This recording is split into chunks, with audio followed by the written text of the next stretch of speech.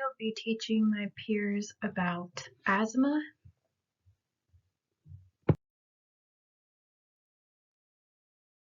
Pathophysiology of asthma. Asthma is a chronic condition that affects the airways. The airways become inflamed and narrowed. Certain triggers can aggravate inflammation of the airways. And there are 3 types of asthma. There's exercise-induced asthma, occupational asthma, and allergy-induced asthma. Course of asthma. Asthma cannot be cured, but its symptoms can be controlled. Asthma is known to persist, possibly resolve, and present with a combination of remission and relapses. Due to this, it is difficult to predict. Complications of asthma include emergency room visits and hospitalizations for severe asthma attacks. There is an inability to exercise and be physically active, reduced lung function, poor mental health, poor sleep, fatigue or exhaustion, and status asthmaticus, which is a life-threatening emergency.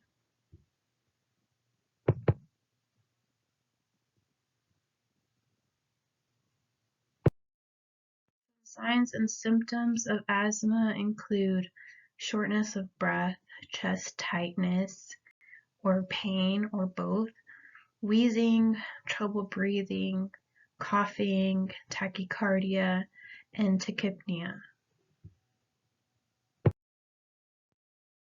Causes and risk factors. The cause is unknown but are probably combination of genetic and environmental factors.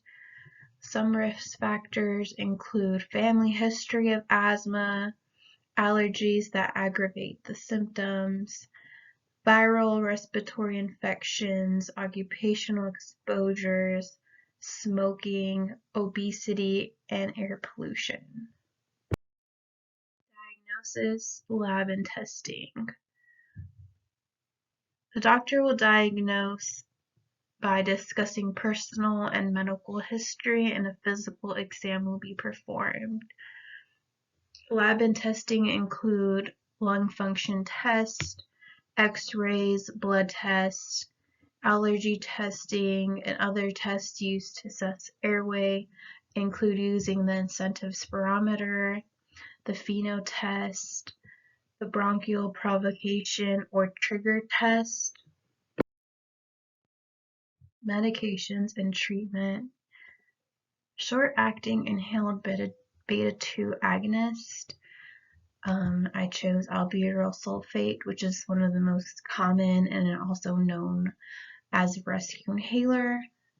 Another quick-acting medication is the anticholinergic ipratropium bromide, HFA. Long-acting medications include inhaled corticosteroids, and one of those is fluticasone.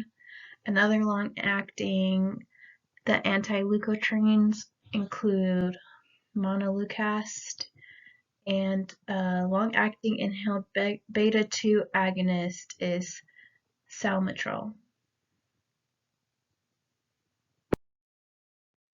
Prognosis for asthma is that most adults are able to achieve good control of their asthma.